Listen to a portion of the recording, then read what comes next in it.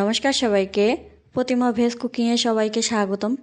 আজ আমি তোমাদের সাথে সরিষা ফুল আর ধনিয়া পাতা দিয়ে ভর্তা রেসিপি শেয়ার করব। প্রথমে সরিষা ফুলগুলো পরিষ্কার করে ধুয়ে নিয়েছি, আর সাথে ধনিয়া পাতাগুলোও পরিষ্কার করে ধুয়ে নিয়েছি। এখানে আমি শুধু ধনিয়া পাতাটাই ব্যবহার করেছি, কোনো ডাল ব্যবহার করিনি। এতে করে ভর্তাটা করার সময় খুব ভালো হয়। এবার কড়াই বসিয়ে দিয়েছি, কড়াইতে দিয়ে দেব সরিষা ফুলগুলো প্রথমে দিয়ে দিলাম। তারপর অল্প করে একটু জল দিয়ে দেব, যাতে করে নিচে পুড়ে না যায়। আর দিয়ে দিলাম ধনিয়া পাতা দেওয়া হয়ে গেছে। এবার দিয়ে দেব কাঁচামরিচ। যেহেতু ভর্তা, সেহেতু ঝালের পরিমাণটা একটু বেশিই দিতে হয়, তাই আমি বেশি করে মরিচ দিয়েছি। এবার একটু নেড়ে নিলাম, আরও একটু নেড়ে মিশিয়ে নিচ্ছি।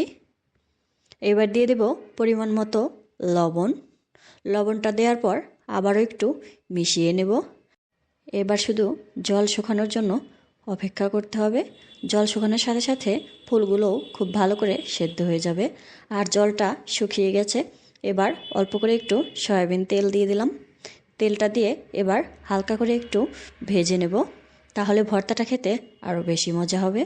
সরিষা ফুলের বড়া যে খাওয়া যায় সেটা আমরা কমার বেশি সবাই জানি, কিন্তু সরিষা ফুলের যে ভর্তাটাও খাওয়া যায় সেটা কিন্তু আমরা অনেকেই জানি না।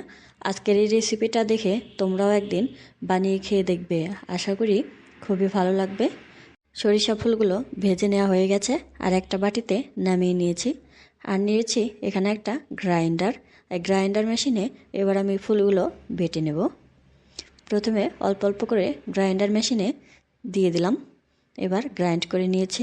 আর দেখো ভর্তাটা দেখতে কতটা সুন্দর হয়েছে, আর খেতেও কিন্তু খুবই দারুণ হয়েছিল। আজকের এই রেসিপিটা তোমাদের কেমন লাগলো অবশ্যই কমেন্ট করে জানাবে। সবাই ভালো থাকবে, সুস্থ থাকবে। নমস্কার।